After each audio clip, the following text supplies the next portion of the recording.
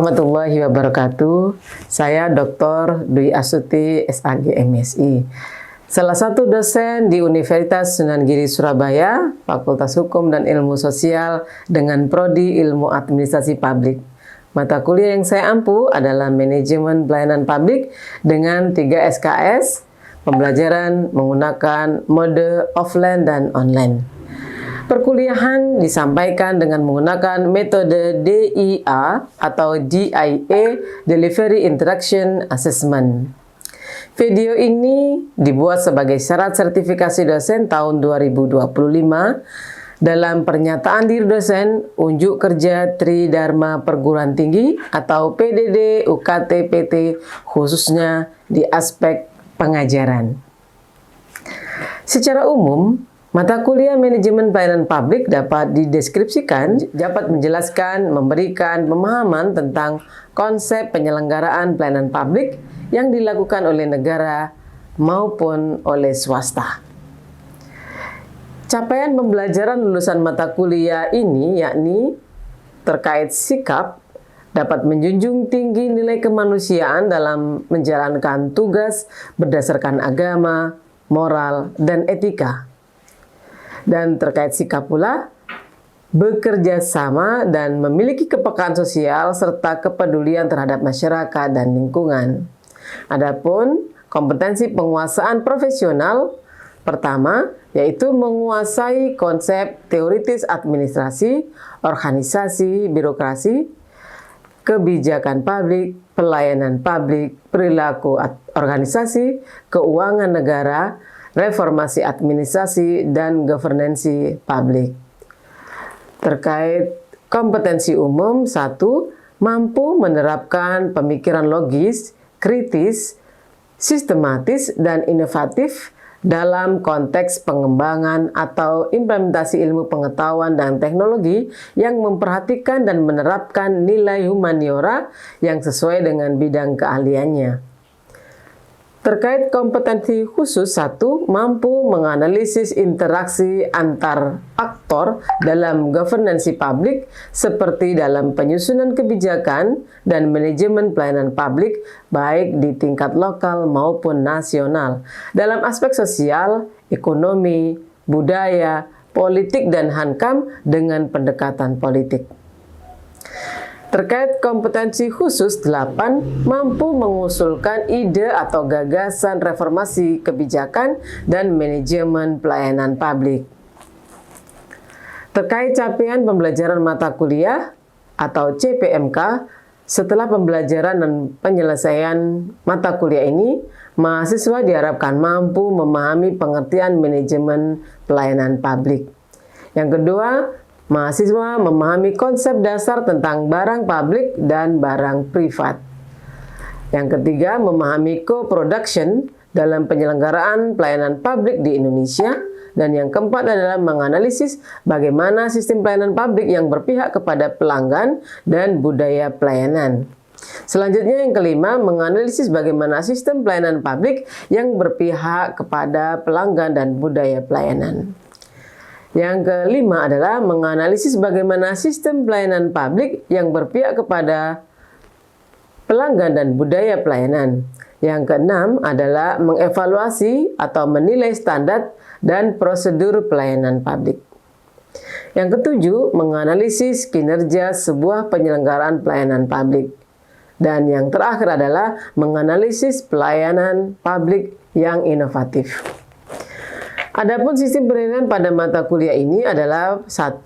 Aktivitas partisipatif dengan indikator, teknik, presentasi, mempertahankan pendapat, aktif dalam forum. Dalam hal ini, semuanya mendapatkan 27%.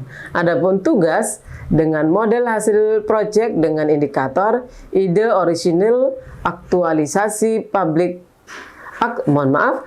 aktualisasi topik pelayanan, adopsi teori ke dalam, dan topik yang diangkat sejumlah 20%.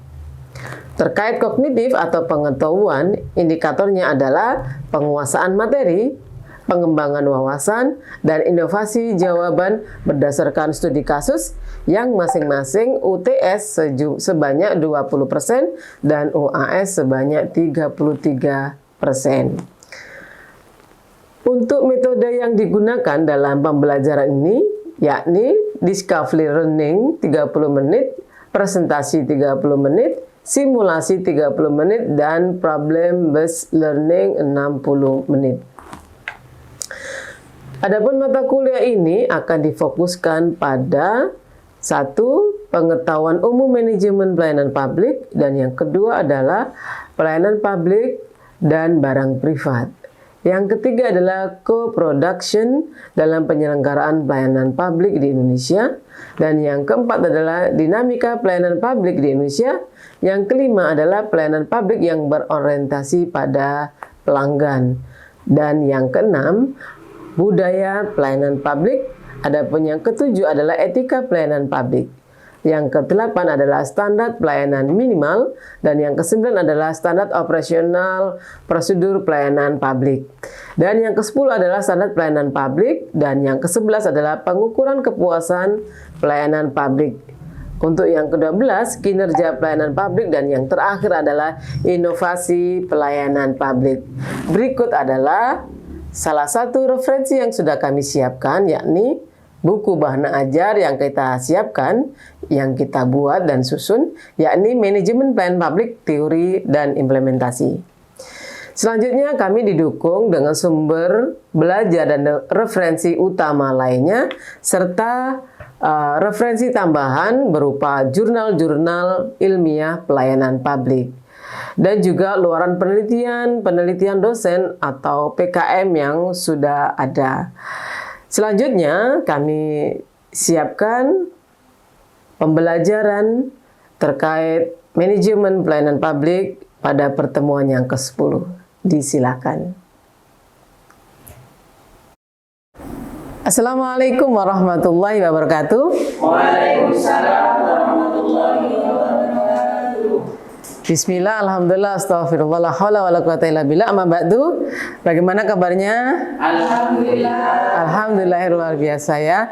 Para mahasiswa sekalian, saat ini kita bertemu kembali di sesi perkuliahan manajemen pelayanan publik. Untuk mengawali perkuliahan ini, seperti biasa, saya minta tolong kepada ketua kelas untuk memimpin doa. Disilakan, Mas Muslim.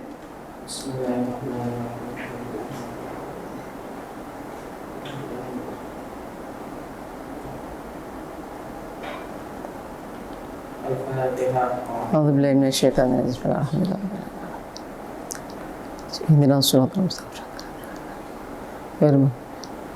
Amin, amin, ya rabbal alamin. Terima kasih sudah memimpin doa.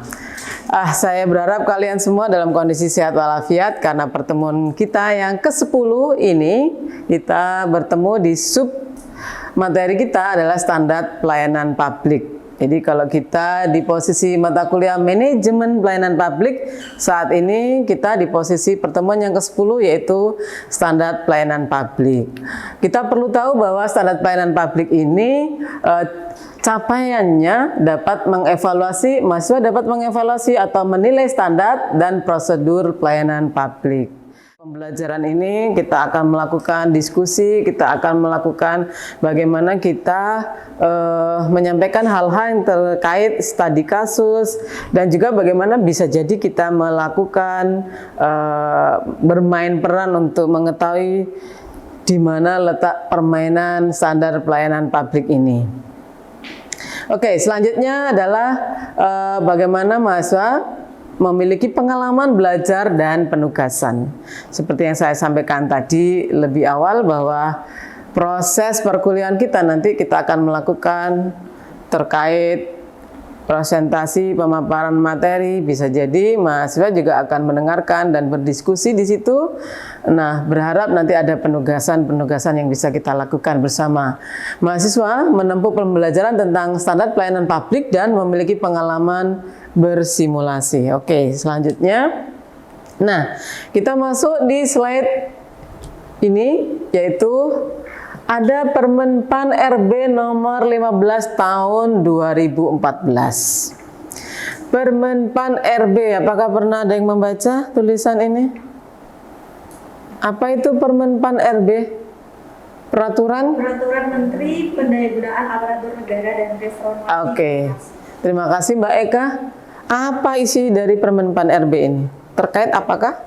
Terkait standar pelayanan. Oke, terkait standar pelayanan publik. Standar pelayanan publik. Apa yang melatar belakangi beberapa hal yang menyebabkan pentingnya disusun standar pelayanan publik? Jadi apa yang melatar belakangi dan bagaimana kenapa Permenpan RB ini muncul, atas dasar apa? Kalau kita melihat di sini, kita melihat ada amanat Undang-Undang 25 nomor 29, maka Undang-Undang mewajibkan setiap penyelenggara pelayanan publik untuk menyusun standar pelayanan publik. Pertanyaannya, siapa yang akan melakukan atau siapa yang akan menyusun standar pelayanan publik? Pemerintah dan non-pemerintah. Contohnya, kira-kira contohnya apa yang non-pemerintah? Swasta. Salah satu contoh dari swasta? Kampus. Institusi ya. Institusi yang swasta ya. Yang swasta. Karena kampus kan ada yang negeri. Oke, ada lagi yang lain? Pabrik. Oke. Perusahaan ya. Oke, perusahaan. Yang lainnya? Sekolah ya. Pendidikan. Sama dengan perguruan tinggi tadi. Dan masih banyak lagi yang lainnya. Saya yakin Anda semua akan mengetahui di sekitar kita ada pelayanan publik untuk masyarakat selain milik pemerintah. Ada swasta juga. Nah, tentu dari semua institusi ini baik negeri maupun swasta memerlukan standar pelayanan. Nah, jadi standar pelayanan ini perlu disusun oleh semua elemen terkait pelayanan. Selanjutnya dari Permenpan RB yang sudah muncul didasari dengan adanya Undang-Undang nomor 25 tahun 2009, maka di sini munculnya aturan itu terkait dengan jaminan dan kepastian. Terkait dengan jaminan dan kepastian. Sebagai jaminan dan kepastian penyelenggara pelayanan. Ini dibutuhkan, makanya perlu standar pelayanan. Dan yang kedua, aspirasi masyarakat, yaitu masyarakat menginginkan pelayanan ini berkualitas. Nah, ini. Jadi ini yang menjadi sangat penting. Kenapa ini muncul? Karena hadirnya Undang-Undang nomor 25 dan juga perlunya ada jaminan dan kepastian dan perlu juga adanya aspirasi masyarakat yang dibutuhkan untuk pelayanan publik ini berkualitas. Oke. Lanjutnya adalah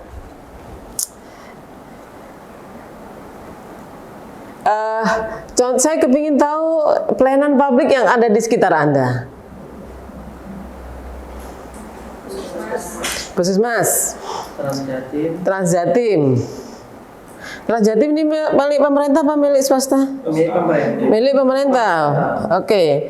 Dari materi-materi kita ini sudah ada terkait sanksi. Nah, semua sanksi sudah tertulis di sini dan tentu semua standar pelayanan publik ini mengacu pada ini. Selanjutnya kita harus tahu bagaimana definisi standar pelayanan publik itu sendiri. Standar pelayanan publik, kalau kita lihat dari tulisan di sini ada aturan main tolak ukur yang digunakan sebagai pedoman penyelenggaraan pelayanan dan acuan menilai kualitas pelayanan sebagai kewajiban dan janji penyelenggara kepada masyarakat dalam rangka pelayanan yang berkualitas, cepat, mudah, terjangkau, terukur. Ada yang terjangkau, murah, tapi nggak terukur. Kira-kira masuk nggak? Nah, tentu nggak masuk. Jadi posisi standar pelayanan ini yang ideal adalah yang terjangkau dan terukur. Nah, terukur berarti kualitasnya betul-betul terjamin. Nah, selanjutnya adalah kalau ada standar pelayanan pasti ada penyelenggaranya.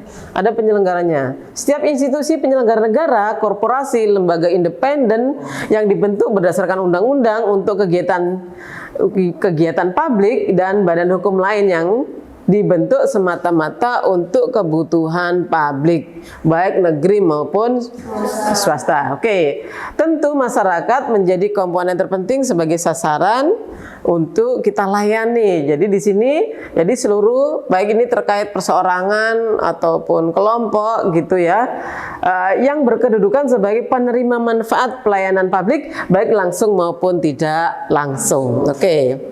Selanjutnya, nah ini bagian terpenting yang harus kita siapkan, bagaimana prinsip penyusunan standar pelayanan publik.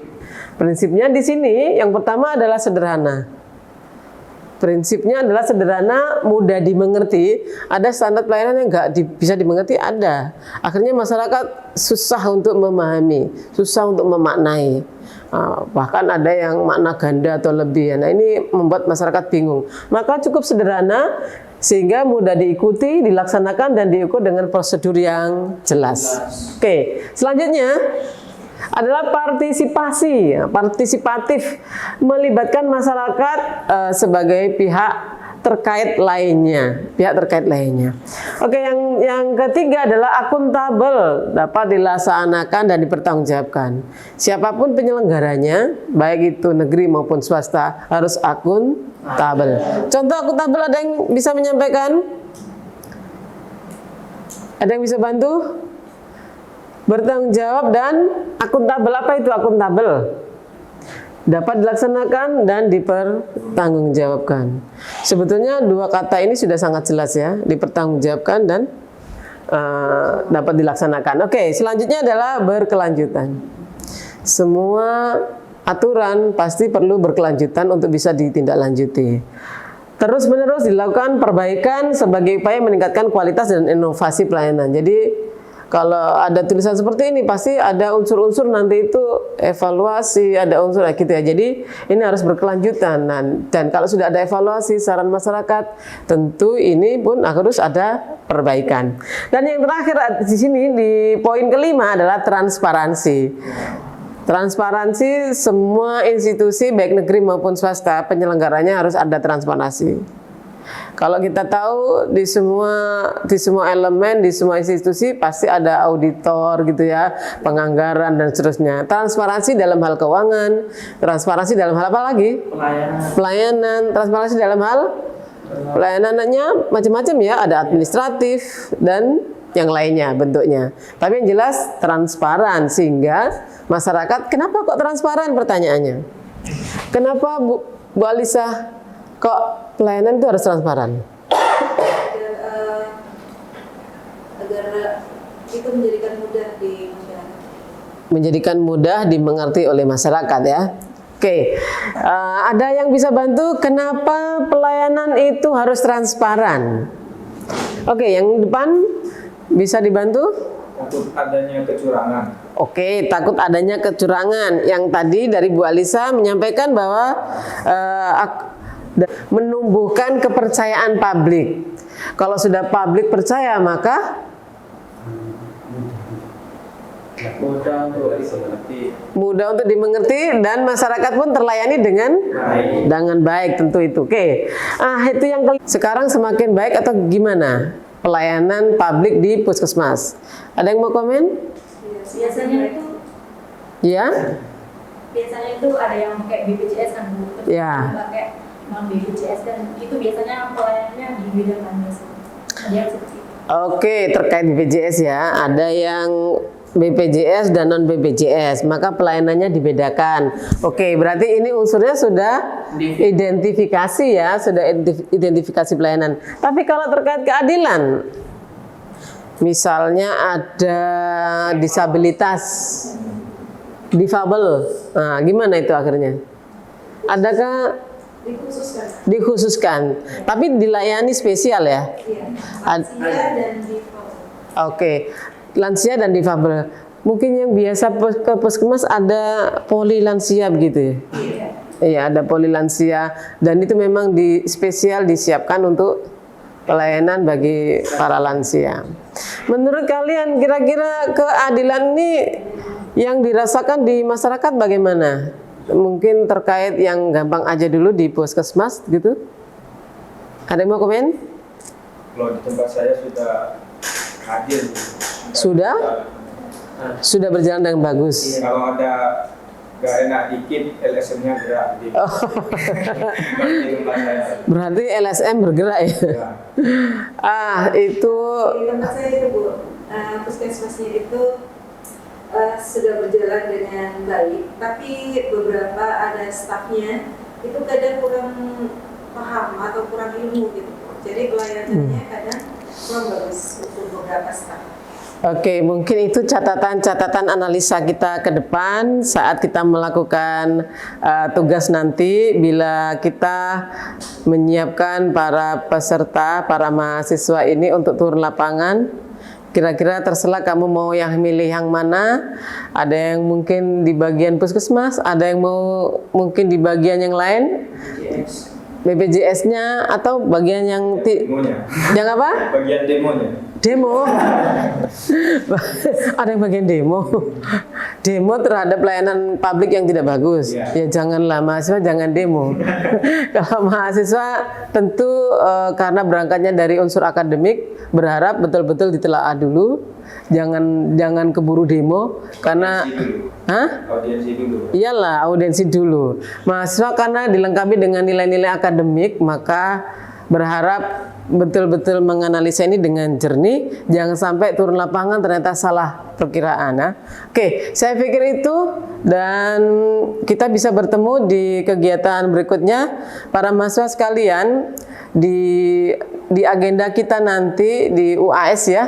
UAS itu nanti kita akan siapkan. Saya berharap para mahasiswa bisa menyiapkan pola-pola model layanan publik begitu, untuk supaya diteropong mulai sekarang kira-kira mana yang mau diambil gitu, sehingga kita bisa lebih memiliki wawasan pada saat kita melakukan ujian akhir semester. Coba kalian teropong dulu sehingga bisa dilakukan lebih detail terkait pelayanan publik baik negeri maupun swasta.